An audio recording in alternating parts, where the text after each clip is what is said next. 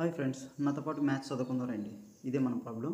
Find the value of k in the number 3426k if the number is divisible by 6 but not divisible by 5. So 6తో divisible అవుతుందట, 5తో divisible అవ్వట్లేదంట. 6తో divisible అవ్వాలంటే 2 and 3తో కూడా డివిజిబుల్ అవ్వాలి. సో 6తో డివిజిబుల్ అవుతుందంటే k వాల్యూ ఖచ్చితంగా మనకు తెలుసు, డివిజిబిలిటీ రూల్ ప్రకారం k వాల్యూ ఖచ్చితంగా 3905 అయి ఉండదు. సో ఆప్షన్స్లో చూసుకుంటే మనం 3 and 9 ఎలిమినేట్ చేసుకోవచ్చు. 4 and 6 ఉంటుంది. సో మనం ఇచ్చే నెంబర్కి డిజిటల్ సమ్ చేస్తే ఏమవుతుందంట, 3 4 2 6 15 అవుతుంది ప్లస్ k అనమాట. సో ఈ k ప్లేస్లో మనం 4 సబ్స్టిట్యూట్ చేస్తే ఏమవుతుంది, 19 అవుతుంది.